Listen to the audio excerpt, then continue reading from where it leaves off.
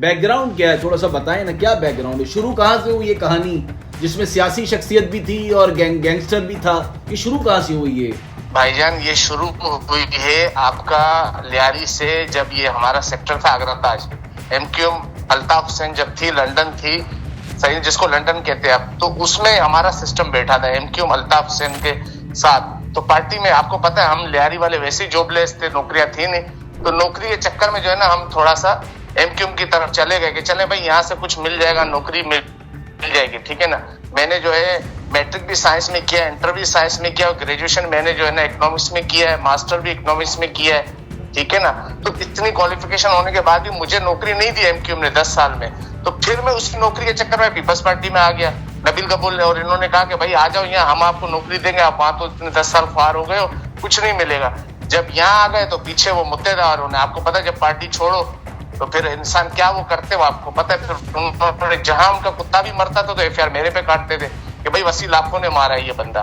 कहीं भी कुछ भी होता था तो उनके मुत्तेदा वालों का पूरे शहर में कहीं भी कुछ हो तो एफआईआर में मेरा नाम होता था, चाहे फिर वो बल्दिया हो, चाहे वो बंस रोड हो, चाहे वो लाइट हाउस हो, चाहे हो। गर्ज ये काम करना था कि ये बंदा आप किसी तरह भी सियासी ना रहे, तो ये चीज है।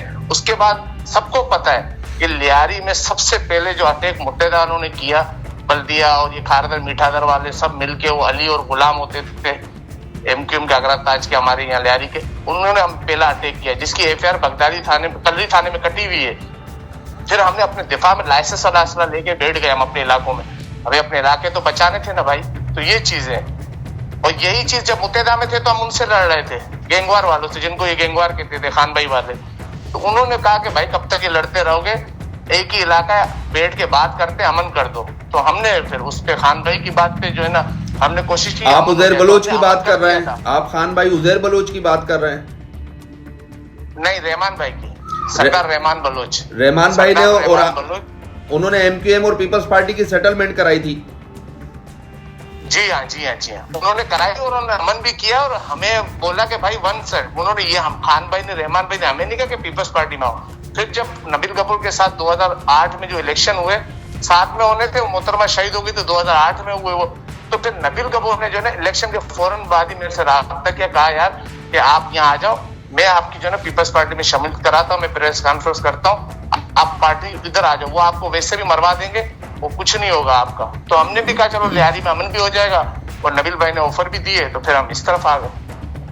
लेकिन उसके बाद आपको पता है पीपल्स पार्टी हो चाहे मुत्तेदा हो, वो इस्तेमाल करके वो जो हाल करते नौजवानों का, तो उसमें आप देख ले। क्या एमक्यूएम के लिए आप एमपी के लिए खड़े हुए थे उम्मीदवार के तौर पे? सर एमएनए के लिए नबील कपूर के कैसे एमक्यूएम में खड़े हुए थे या पीपल्स पार्टी में? एमक्यूएम अल्ताफ हुसैन, एमक्यूएम के लिए एमएनए बात भी हुई थी भाईजान, 2-3 बात मेरी। क्या बात हुई थी आपकी? यही बात हुई थी कि भाई इलेक्शन के हवाले से जो इलेक्शन के मामला थे, जो वहाँ अपना फारूक सत्तार और उस टाइम जो थे वो फारूक आजम भाई मॉनिटरिंग कर रहे थे पूरी केमोसी को, उस हवाले से वो रिपोर्ट मांग रहे थे अल्ताफ भाई मेरे से।